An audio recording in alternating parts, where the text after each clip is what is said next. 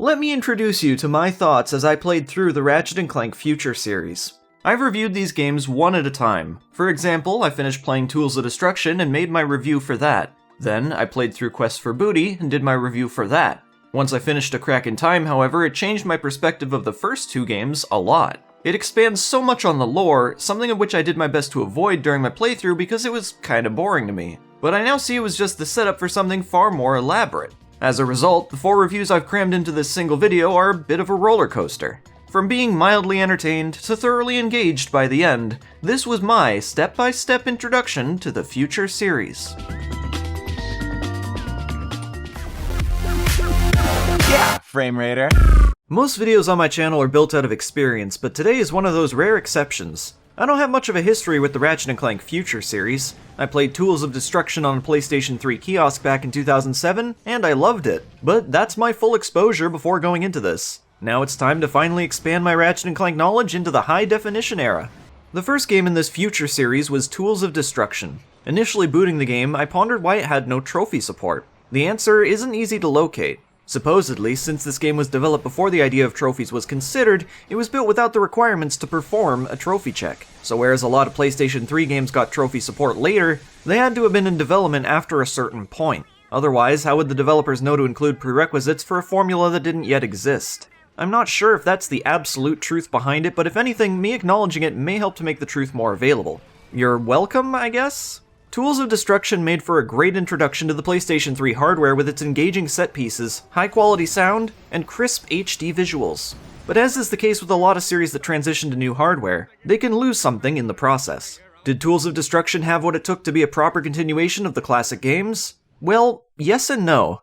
The duo eventually discovers some kind of mysterious artifact known as the Dimensionator. This plot device, in an almost desperate attempt, informs the player that while this is the continuing story of Ratchet & Clank, the games you experienced before were part of a different timeline.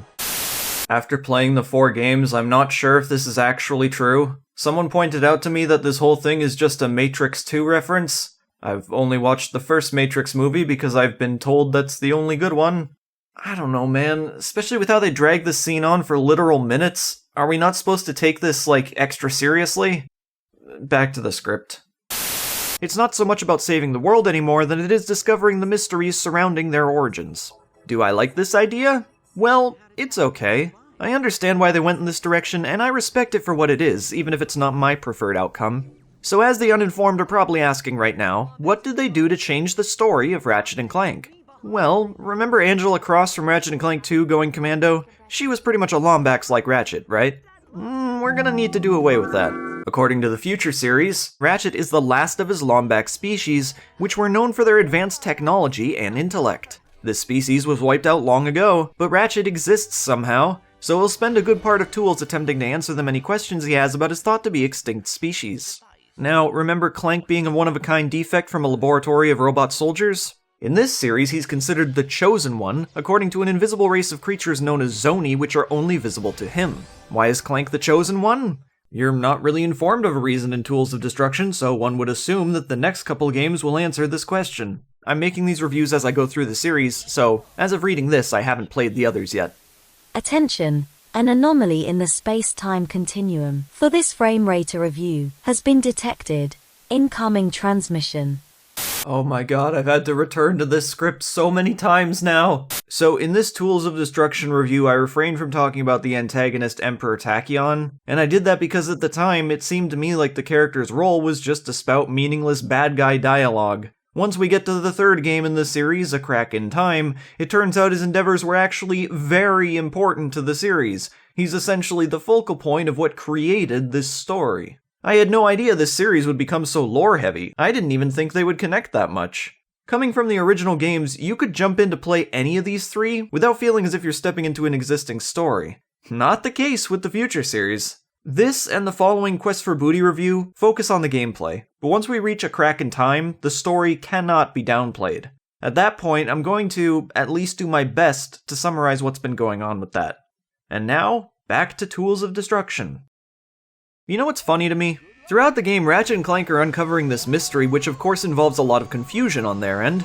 But for me, the confusion was seeing these characters being placed in a world that doesn't align with their existing personas. Ratchet, Clank, Quark, all these recurring characters feel the same as they did before. It's more so the surrounding events and newly introduced characters that give this a different feel altogether. Up to this point, Ratchet & Clank was a series known for its comedic and sarcastic approach in a greedy world corrupted by socioeconomic disparity. They were very cartoony games, and the animators showed no lacking talent when it came to exaggerating their movements and reactions. Additionally, Ratchet & Clank was no stranger to adult humor, the kind of stuff that makes a kid curiously ponder, while the adults fall in love with the writers. Tools of Destruction's approach doesn't quite remove these things from the series, but surely tones it down. Whereas I would say the animation was phenomenal in the classic games, it's pretty good in Tools. This is accompanied by the change of humor, which is more in line with an action-centered cartoon than a sci-fi comedy. When I think back to the originals, it seemed as if every cutscene was designed to make you chuckle. For a majority of Tools, it's more focused on carrying the plot. There's nothing wrong with this, it's just different. With this all being said, I can't help but feel like Tools of Destruction was made by an entirely different team of people,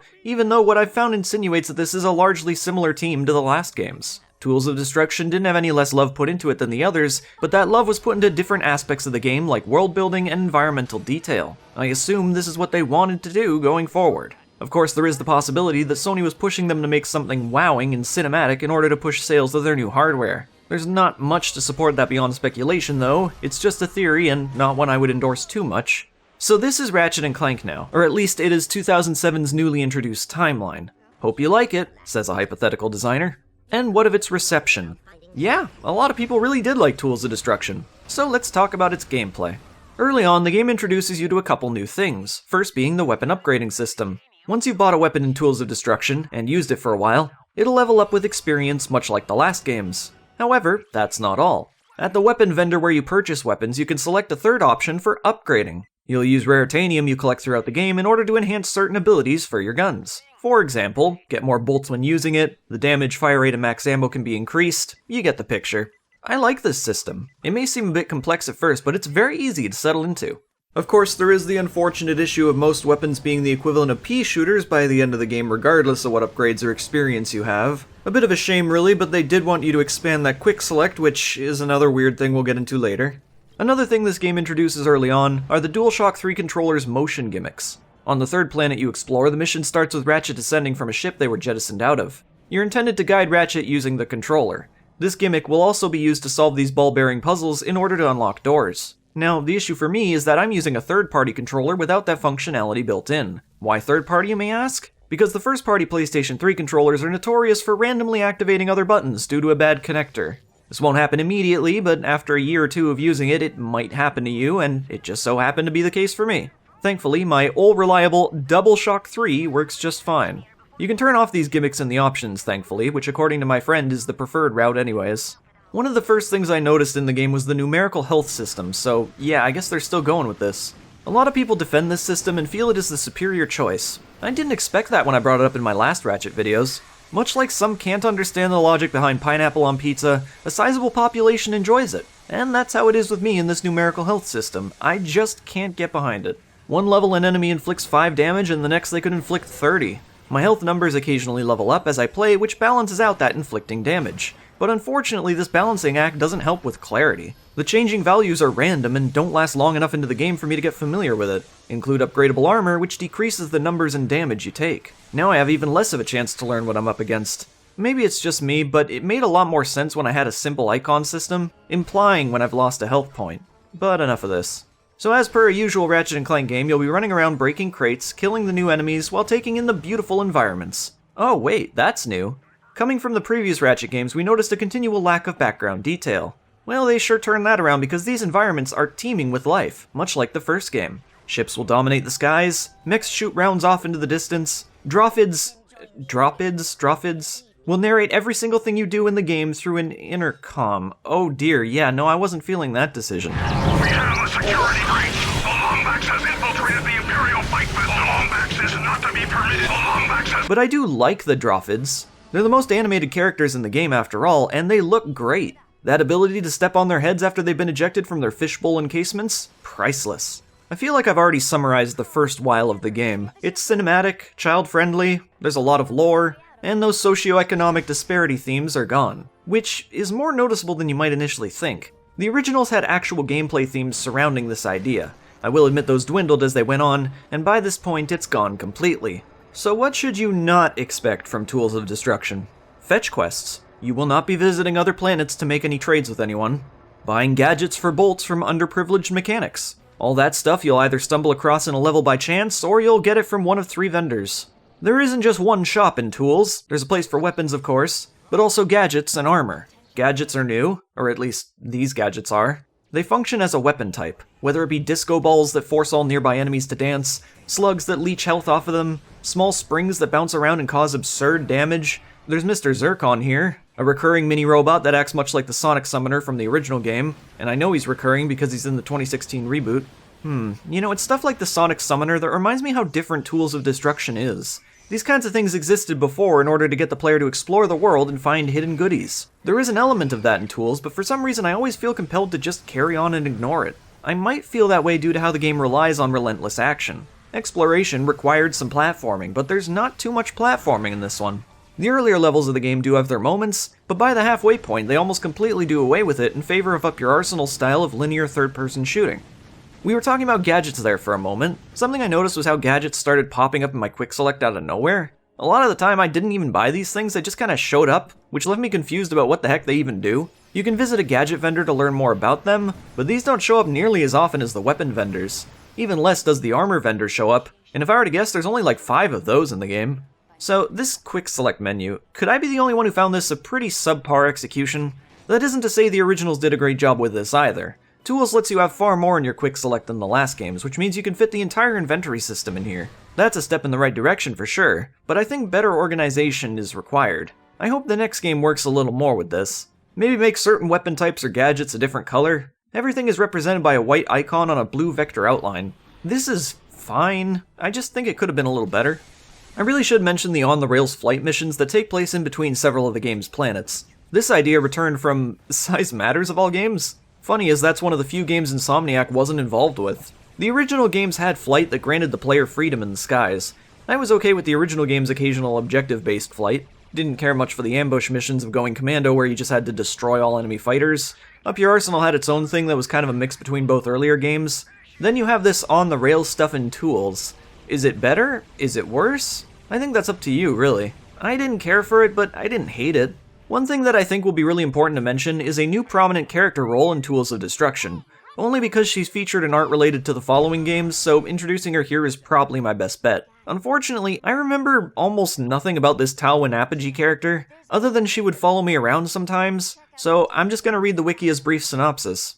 Talwyn Apogee is a major support character in Tools of Destruction. She is a Marquesian who encountered Ratchet and Clank on their search for the Lombax secret, and ever since served as their close ally and as Ratchet's girlfriend.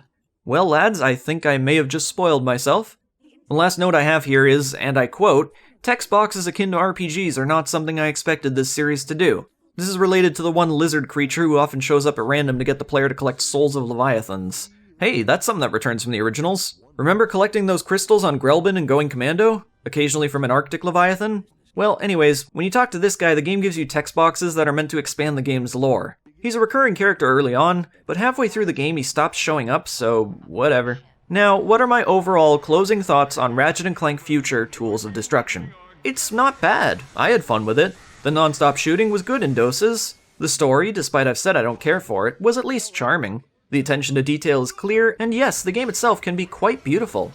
I feel like I'm coming across a little negative in this script, and that's something I've been trying to avoid recently. Granted, Tools of Destruction changes a lot of things from the originals, but none of it is actually bad.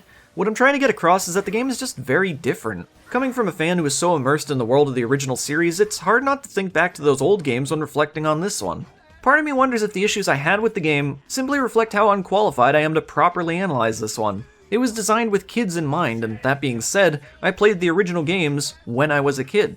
This future series, while trying to associate with its inspiration, doesn't feel like it was targeted to me, and I don't see anything wrong with that. This is what they wanted to do. It's not offensively different. They just wanted to change some core ideas to expand the series. We already had a bunch of great Ratchet & Clank games before this, and being a fan of many other abandoned mascot series like Rayman, I have nothing but respect for Insomniac to be able to keep it going, not to mention successfully, for such a long time. Now, if you'll stick around for the rest of the video, let's see what other unqualified opinions I can pull out of the other 3 Ratchet & Clank Future Series games. Ratchet & Clank Quest for Booty. So this game came out a month after Sony released the trophy update in 2008. There's only one excuse for why this game did not get a trophy patch, and that's because nobody seems to talk about it. I've always heard it was kinda meh, so with this being my first exposure to Quest for Booty, is the game any good? Well, let's not get ahead of ourselves. At the end of Tools of Destruction, Clank was taken away by the Zonies in what was a very abrupt and confusing turn of events. In Quest for Booty, we're introduced to the ongoing story where Ratchet has been searching for the Zoni, figuring out how to get to their dimension. His research leads him to the discovery of a dead captain known as Darkwater, who may have once been able to access the Zoni dimension. So now Ratchet and Talwyn are on a search to find more about this character. Of course, this means we'll spend the adventure Clankless. The campaign will feature Ratchet and Talwyn exploring various islands, meeting some presumably one-off characters along the way, as well as the pirate ghosts of Darkwater and his crew. I can't be the only one who feels like Talwyn is just a shoehorned character for this series so far.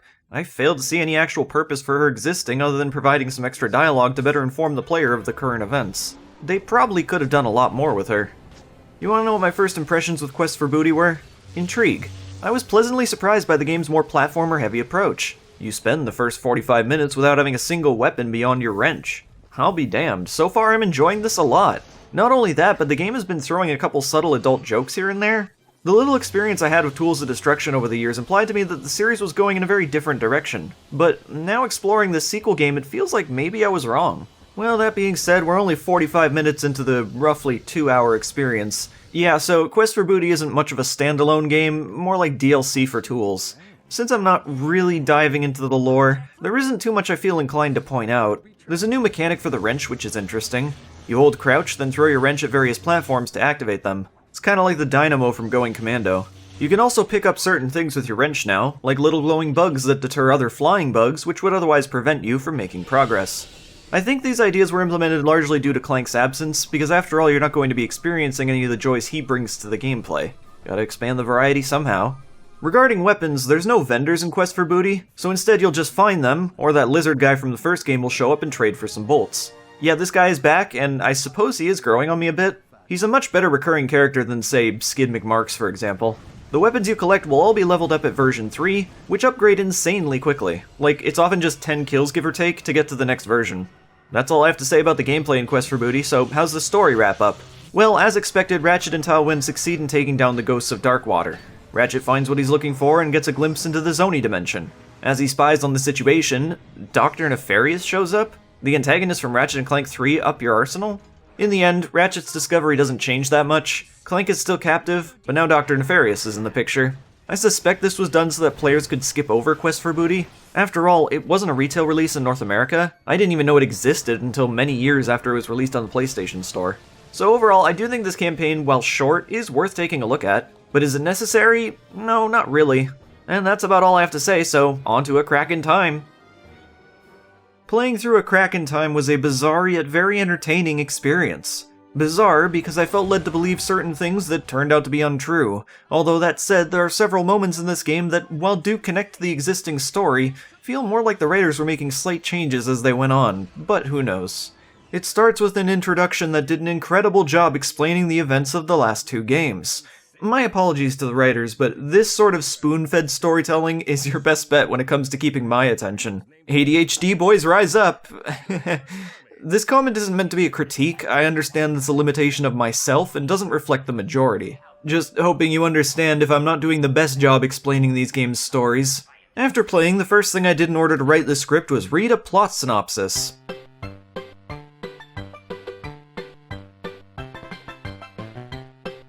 Did you get any of that? Gee, I don't want to get too carried away with this. So in the previous games, Clank came into contact with the Zoni species. At the end of Tools, he's carried off by them as they know him to be the Chosen One, who is meant to serve some sort of ultimate purpose. Ratchet has now been searching for Clank. Eventually, he does manage to get in contact with him, but this also informs him of Nefarious's involvement. Over the years, Dr. Nefarious has been putting up a good guy image in order to fool several technologically advanced species into siding with him. Of course, he double-crosses them.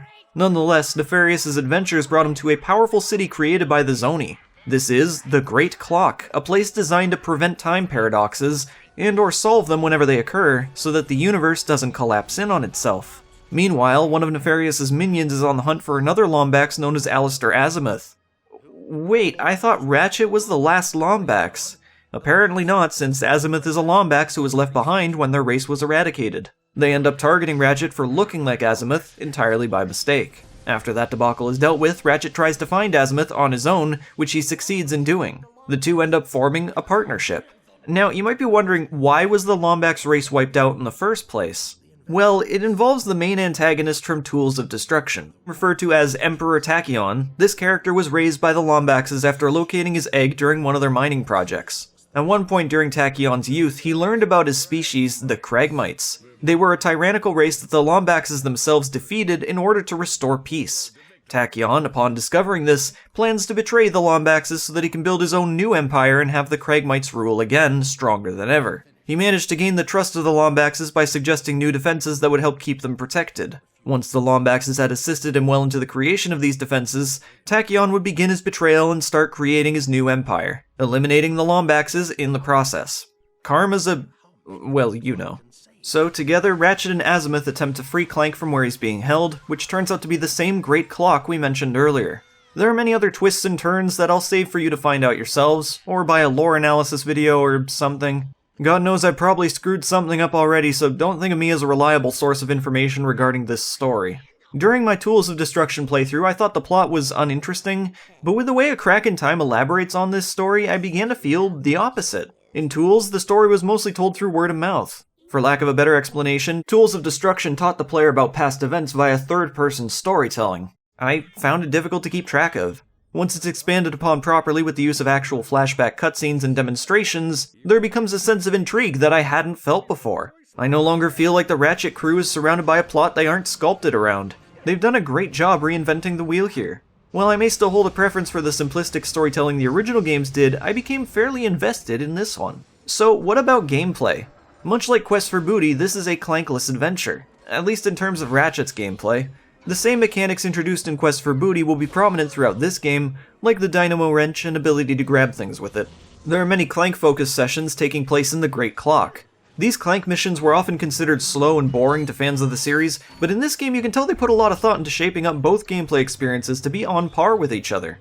In the past I would feel a sense of frustration knowing I'm about to play as Clank again, but that's not the case here. So, what's changed exactly? Well, Clank is a lot faster now in his walking speed. He also has a greater moveset. He doesn't just hover with the helipack anymore, he can boost upwards a maximum of 3 times, helping him to cross large gaps. You'll be doing a lot of that here, as they are very platformer-heavy, puzzle-related segments of gameplay. There's more to it than his helipack, though. Now Clank has a special addition to his arsenal that lets him change aspects of time. Whether it be slowing down super-fast giant cylinders, or toying around with a new mechanic where Clank can interact with his past self in order to stand on multiple levers at once to open a door. Clank isn't the only character with new abilities. Ratchet has also been given a gameplay makeover. Funnily enough, while you start the game with your regular abilities, the game introduces new gadgets for Ratchet that practically make Clank obsolete. So as a result, his absence won't be missed for these segments. Through both aspects of the game, whether it be Ratchet or Clank, there are countless engaging and intelligently designed puzzles that are very rewarding to complete. Nothing ever felt too confusing, even though I was stumped once or twice. Thinking to yourself for a moment is usually all you need to figure them out. Really like what they did with these. Originally, I thought the talented animators from the original games may have not made the transition over to the HD era. A Crack in Time makes me feel like maybe they were just a bit lazy for tools. Let's take, for example, Dr. Nefarious, a character that was very exaggerated in Up Your Arsenal. The same can be said for his appearances in A Crack in Time. Every instance where he was on screen, I'd be glued to that screen. I think I said before in an earlier video that I found Nefarious's voice a little grating. It seems like they directed the actor to tone it down in the sharpness of his voice, just slightly. They have a gag about how he went through some anger management courses. That's a good way to transition it. Attending more anger management class. Speaking of transitions, how they brought the Zoni characters into this game is a little weird. In the last 2 games, they were mythical creatures only Clank could see and interact with. And now, Ratchet will be actively collecting them as they show up, as their powers can be used to upgrade your ship. I like how we've gone from, Clank, the Zoni aren't real, they can't hurt you, to, oh snap, there's another Zoni, gotta catch 'em all. I'm fairly sure the usefulness the Zonies provide is related exclusively to your ship, but regarding that, here's how they tackled space missions in this game, since I guess every Ratchet and Clank game needs some aspect of it. The approach is quite unique this time around.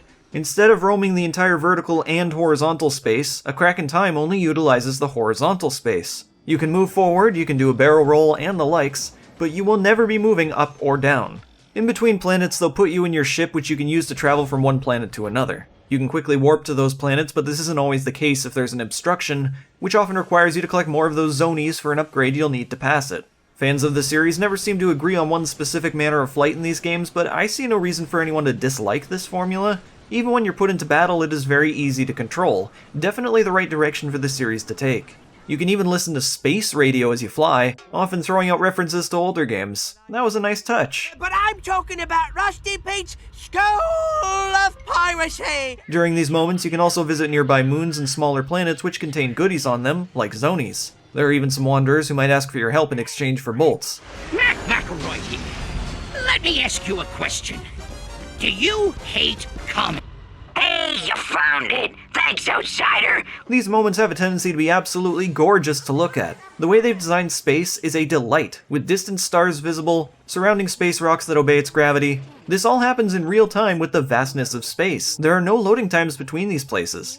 Its beauty isn't restricted to space, of course. The game is a treat to look at consistently. It feels so alive. You would swear every texture and model was crafted with peak attention to detail. These are living, breathing worlds which you'll notice at every turn. Of course, a brilliant setting isn't going to sell a game over its gameplay, which we already know does wonders for its puzzles, but how about the other traditional stuff?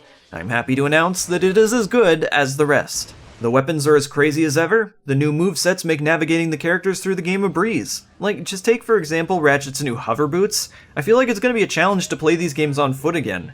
Zooming around is so much fun, never gets old. I was hoping this game would improve upon the quick select system from the last games. I can't really say it did, but it is far less cluttered. Gadgets aren't displayed here anymore, thank goodness. Those have been reduced to the press of a D-pad direction. As a result, there are a lot less of them too, but a lot of those have been reattributed to weapon slots like Mr. Zircon. He even upgrades in this game, unlike Tools. Speaking of upgrades, well, I'm not entirely sure what this game does with them, but a system does exist. You can collect parts from around the worlds that'll allow you to modify your guns a bit, unlike Tools where you did this through the weapon vendor. Your only means of accomplishing this now is through the menus. I'm pretty sure parts you find are specific to certain weapons, which is why I was only able to upgrade my first two. I'm not much of an explorer. It couldn't have mattered too much though, because I made my way through the game without even figuring this out. Can't say I suffered from it. It felt like a typical Ratchet & Clank game to me with no added difficulty from these extra modified weapons. And yeah, expanding on that comment, this feels like a typical Ratchet & Clank game. I mean it, this felt like one of their originals. Sure, there are things that set them apart, but when I'm actually engaging in the game's combat, when I'm destroying Nefarious's troopers or taking down Nagorian, it feels classic, but modernized. The handling overall is just so damn good in this game. It's rare that I play through such long games like this in a short time. Usually this would take me at least a week to finish, but A Crack in Time only took me 3 days, because I couldn't put the dang thing down most of the time. I was thoroughly enjoying the experience. So I can say with confidence that A Crack in Time is as of yet the best Ratchet & Clank game. Weird ending though.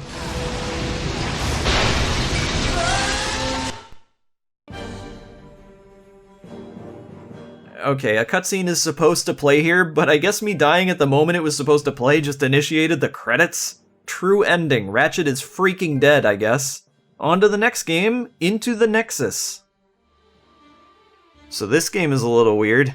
Into the Nexus feels like a PS Vita game. Like the sort of experience that isn't required for people to play but an optional choice for the fans. I guess that makes sense since it's built off the design used for an actual PS Vita game, Full Frontal Assault. Another comparison might be that Into the Nexus is like a TV special of an existing show. It was just okay, and you might choose it if there's nothing else on, but otherwise there's nothing too special about it. Starting off with that name, all the games before this had some kind of sneaky innuendo. Up your arsenal, size matters, quest for booty. What does Into the Nexus refer to? I can't think of anything. Apparently the working title for this game was Into the Nether Regions, but I guess that was a bit too on the nose. Fun fact, there exists some kind of prequel, a mobile game called Before the Nexus, which I have no intention of playing. Maybe it's not bad, but by looking at the gameplay I can't say it interests me. I'm sure Insomniac doesn't consider this a necessary piece of the puzzle. So you're probably wondering where the plot goes. Ratchet and Clank are securing a criminal known as Vendra Prague as she is being transported to another prison. Vendra has psychic powers which she will use to create chaos during their process. She manages to free herself with the help of her brother Neftin. The duo are part of a race called the Nethers, a cross-dimensional species from the Netherverse.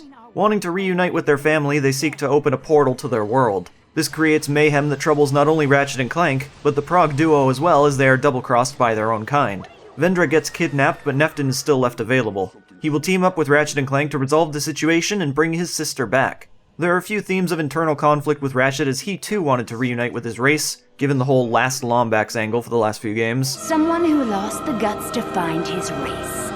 While a good point of drama, the game doesn't really do much with this. As can be said with the story as a whole, it's really nothing special, and I doubt going forward there'd be much of anything to miss out on from skipping into the Nexus. Seeing as how I never put too much hype into the stories surrounding these games, I didn't really see this much different from the rest, though from a design standpoint, it is a rather strange deviation.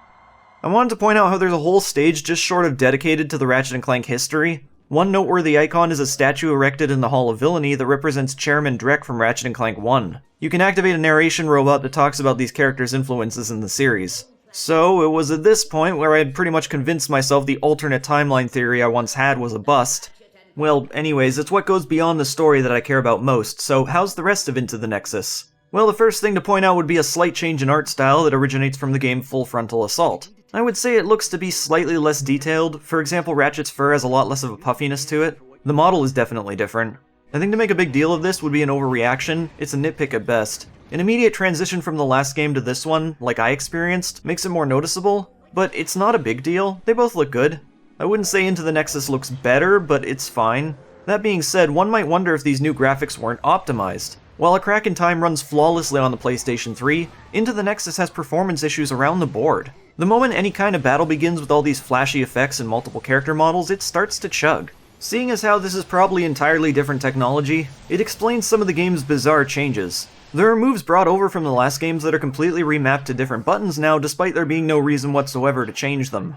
Strafing used to be done by holding L2, now it's done by holding L1. The same for when you throw your wrench, which I actually thought they removed from this game, until they eventually reintroduced the mechanic with catching battery bots. Hey, remember how in the A Crack in Time review I said it'd be hard to go back to playing these games without the hover boots? Well, Ratchet doesn't have his hover boots anymore. I had hover boots, but they were lost when the Nebulox was destroyed.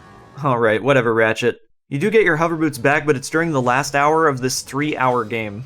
That's one of the major complaints I've seen for this game. It's just way too dang short. It's also extremely underwhelming when compared to A Crack in Time, which was just a phenomenal experience. At least Into the Nexus does try to do some new things, which is what I like to see from these games. There's a new mechanic where you activate these pink spheres together in order to carry the player from one place to another. Occasionally, Clank will be thrown into a rift puzzle where you'll tilt the analog stick in order to change the stage's gravity. Other than this one gimmick, Clank's gameplay is absent from Into the Nexus. Now, part of me wonders if these new mechanics were largely inspired by 2011's Portal 2, because even down to the visual effects and sound design, sometimes I felt like I was playing some weird Portal 2 spin-off. That game was huge at the time, so it wouldn't surprise me. These new ideas are fun, and I liked seeing what crazy puzzles the designers came up with, much like they did with the other ideas in A Crack in Time. It's basically a staple at this point to introduce some wacky gimmicks in these games, and I can say that Into the Nexus did these quite well. It's also a staple to have flight missions, but Into the Nexus doesn't actually have those. Quest for Booty didn't either, which is another very short game. However, you didn't have a ship in that game. For Into the Nexus, you do. All the reasons there to have flight missions. You're going from planet to planet in your ship, but alas, instead of having those missions, this travel has been reduced to moving an icon of your ship around this display. Not like this really bothered me. I'm always far more interested in the traditional Ratchet & Clank ground stuff, but it does feel like something they left out. Maybe it's the result of rushing to get this thing together and shipped. Ultimately, it just feels like a rushed game. It's as if they were given a year to put this whole thing together. For fans of the series, I could never say this is a bad Ratchet & Clank game. The platforming is good, the combat's good. A lot of this game is on par with the last few. It's just really short, the performance is lackluster, and some familiar content is missing. As I said for the start of this script, it was okay, and you might choose it if there's nothing else to do, but otherwise there's nothing too special about it. Well, that's the Ratchet & Clank Future series. It started out as being decent, it kept progressing into undeniable strengths, but then they just went back to being decent. Alright, so ultimately I enjoyed playing through these games, not so sure if I enjoyed reviewing them. Am I going to review any of the other Ratchet & Clank games? I don't know. I feel a bit exhausted with this video. The intention was to also look at All for One and Full Frontal Assault. I'm pretty sure All for One is a spin-off, but I'm not really sure what that other game is. At the moment, I'm not sure what I'll do for those games, if anything. Of course, you're probably also wondering if I'll cover Rift Apart, and I think the answer to that is no. I do plan to maybe play through it at a friend's house, or at least some of it. I honestly just think it'd be best to save the thoughts for someone a little more qualified. I'm glad you stuck around with me though through this adventure. I encourage you to try these games out for yourself and come up with your own conclusions. Unless what we talked about today is something you don't see yourself enjoying to any capacity. I'm not sure if these games are for everyone, but there's no denying that when they know what they're doing, they're nothing short of art. Thanks so much for watching, and I hope to catch you Frame Raiders in the next video. Hello, Ratchet. Hey, pal. How you doing? Fuck.